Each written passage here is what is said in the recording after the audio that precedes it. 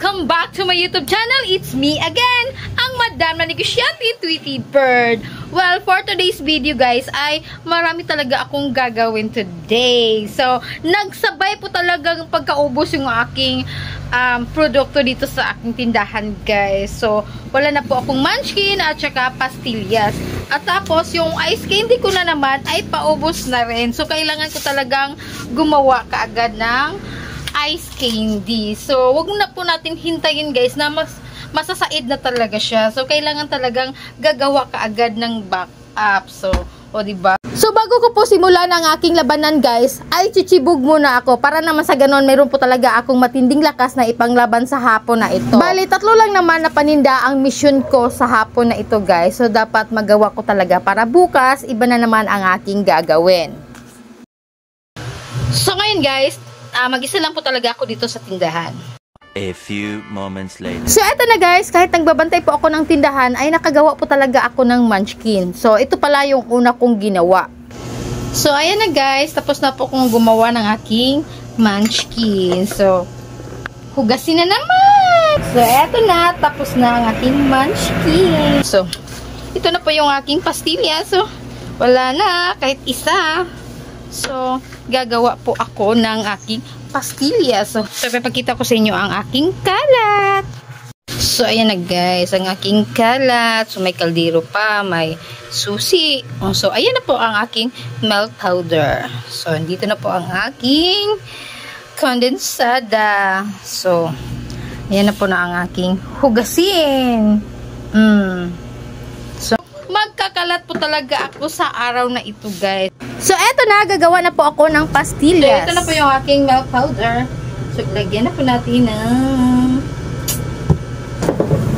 Tapos, ukayin natin, guys. Pag gumagawa po talaga ako ng pastillas, guys, sa mga ganitong oras talaga ako gagawa ng pastillas. Kasi, alam naman natin, guys, na pag magtitindahan talaga tayo ay matumal talaga pag ganitong oras. Yung alaona, yung 1 AM, 2 PM. So, anong oras na pa ngayon? So, nasa mga mag 3 o'clock na. So, mga ganito kasi guys, yung mga kapitbahay ko natutulog, nagtatrabaho. Kaya, hindi talaga ako masyadong busy pag ganitong oras. So, magagawa ko talaga yung gusto kong gawin. Diba?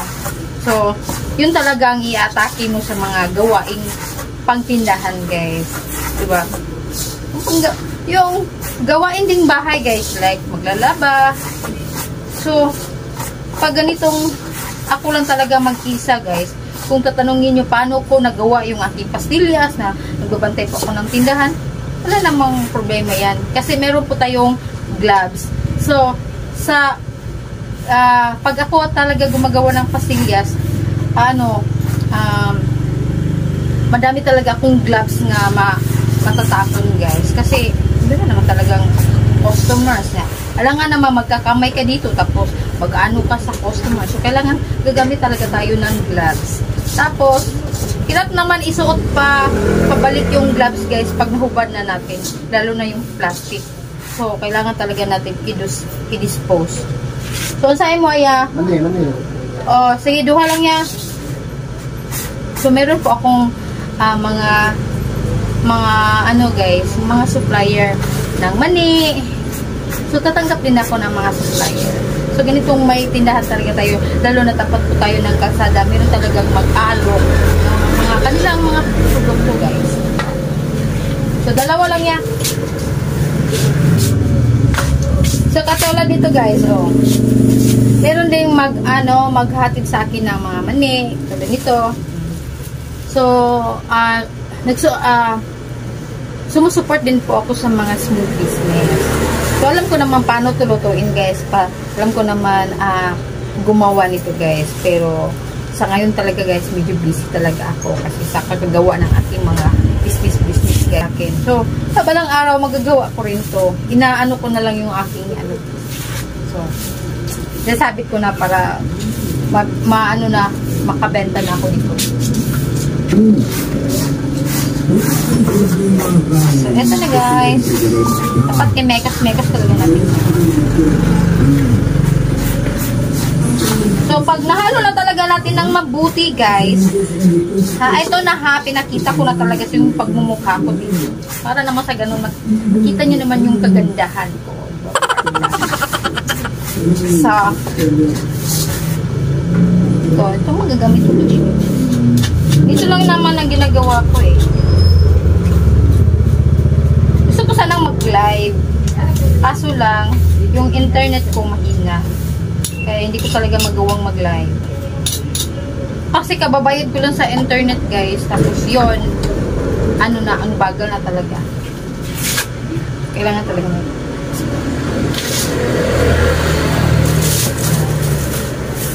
eto na.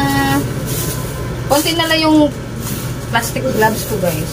Parang maubos na ata. Ayan.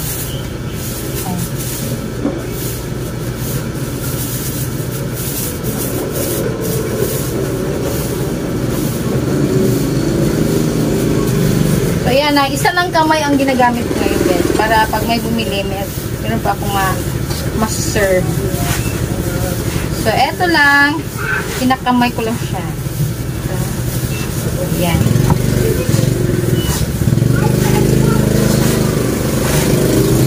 Gagamit talaga tayo ng lakas, guys. Pag ganito magpapastillas talaga tayo. So, kailangan lang talaga natin tiyaga. Ayan.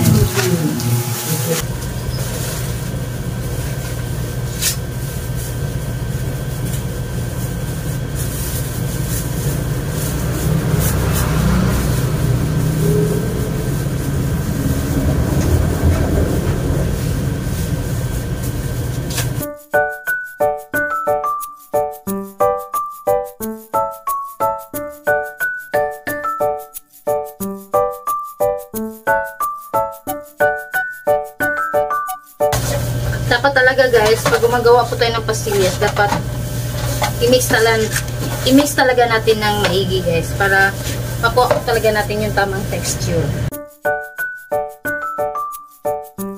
Inform ko nga pala kayo, guys, ha, baka magugulat po kayo. Sinasayawan ko ang aking pastillas, guys. So, ito talaga ang aking sekreto, guys, na magwa-warm up talaga ako habang gumagawa po ako ng pastillas. Para naman sa ganon ay magiging ganado talaga ako sa aking paggawa sa aking pastillas.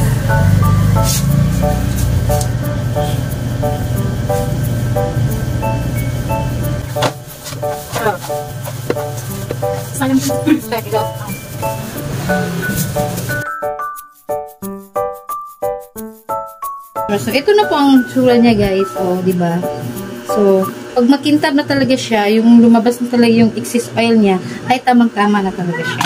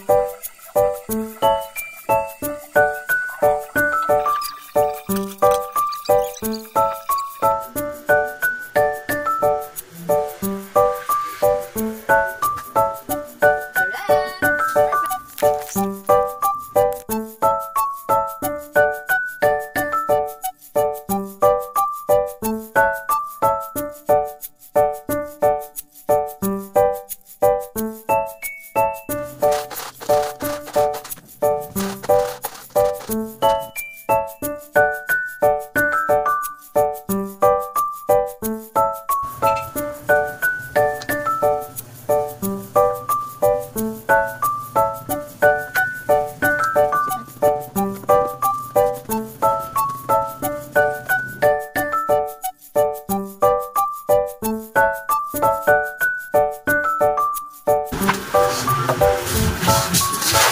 ito na po ang outcome ng aking pastillas, guys. So, hindi talaga yan ang didikit-dikit. So, mas lalo talagang gumanda ang kanyang resulta, guys. Pag naka-chiller talaga to. Para naman sa ganon, marirest po natin sa chiller yan na yung ating pastillas. Para naman sa ganon, hindi talaga madaling bumagsak. So, yan. Oh. Hindi talaga nare-retrain yan talaga yan, guys. Oh, so, ganon talaga ang ganyang pagkakatiwaan niya. Pag makuha mo talaga ang tamang texture niya, yung tamang pagkakahalo niya, ayun, ito na po yung outcome niya. So, diba? Perfect. 2 piso lang benta ko nito, guys. At mabenta talaga ito dito sa tindahan. So, pagkatapos mong gumawa ng pastillas, guys, huwag mo na itong i-display. So, i-rest mo na ito sa chiller, guys. 2 to 3 hours ay pwede na itong ibenta. Inform ko lang kayo, guys, ha, na yung natirang asukal na hindi po dumikit sa ating pastillas, huwag nyo pong isali sa pag-chiller. Pangit po kasi ang magiging resulta pag isali nyo ang asukal na yung tira niya.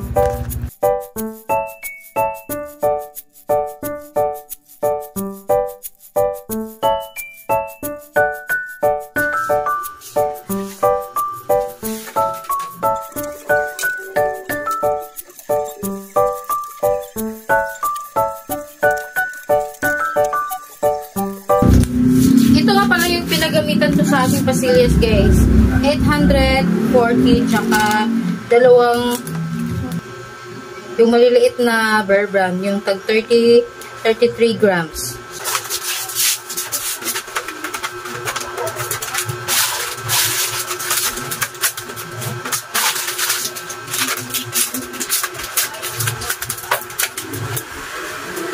Tapos kung nagtataka po kayo, guys, kung bakit ko po nilagay dito yung aking basura, kasi ito po kasi yung pakulo ng aming lugar, guys, na kailangan po pag plastic talaga yung basura mo. Tapos kailangan po kasi yung mga plastic ilagay po sa ganitong lalagyan para naman po sa ganun na ewan ko kung anong ibig sabihin nila, basta kay sumusunod lang po ako sa kung ano ang gusto ng aming municipality. Eto, ang daming hugasin. So ganito talaga ang magiging outcome, guys, pag meron po talaga akong ginagawa.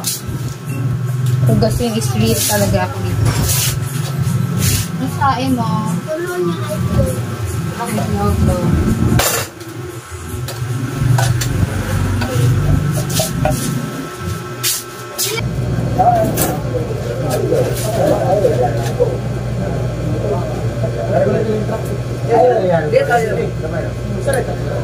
So, ang ating pastillas, guys, ay naka-chiller pa muna. So, mamaya ko muna yun i-display ito. So, eto, nakabenta na po ako ng 20 pesos. 10 piraso. Tapos, yung ano, basta, nakabenta ko ito. Pila max nila din. Ha? Pila max. Wala, sige.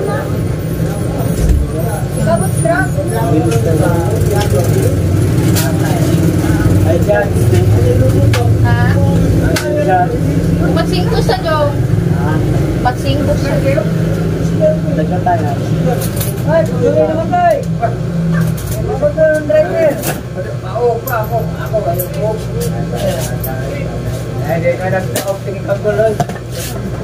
Ito na yung project. Ito po kasi yung project ng aming lugar, guys, na dapat na.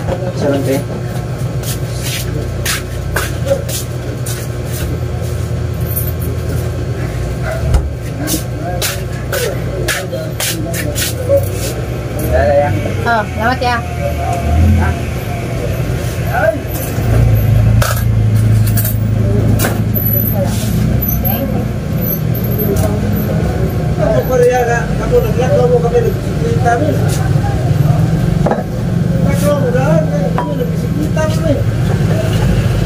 So, ito na, guys, ang project ng aming bayan, guys, na dapat daw yung mga plastic namin ay nakalagay po dito.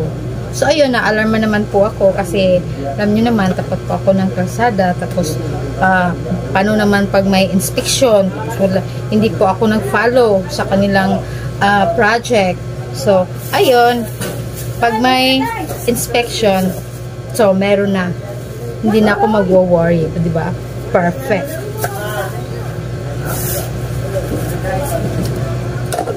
So, hindi pa ako tapos sa aking mission, guys. Meron pa po akong ice candy. So, kailangan talaga gagawa po ako ng ice candy. Para naman sa ganun, hindi po talaga ako maubusan. Kasi pag maubusan talaga ako, guys, paano na, hindi naman isa lang ang customer ko sa ice candy. Marami po akong ice candy. So, marami po akong tatanggihan pag maubusan po talaga ako ng ice candy. So, sa akin talaga, dapat hindi talaga ako maubusan.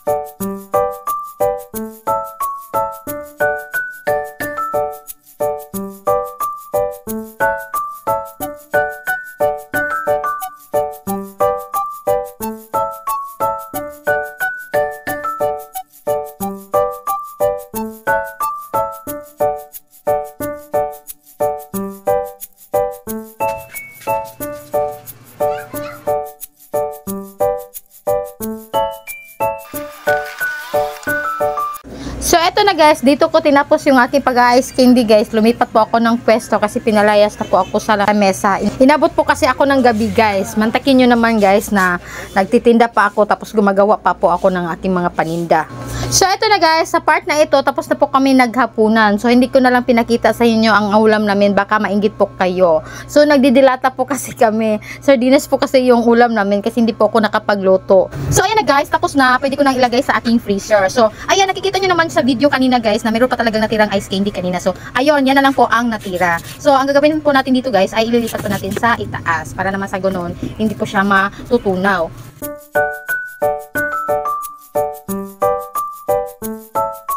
So, ayan na guys, mission accomplished. So, natapos na talaga sa araw na ito ang aking mission. So, eto na guys ang naging reward sa aking mission guys. Hugasin is real.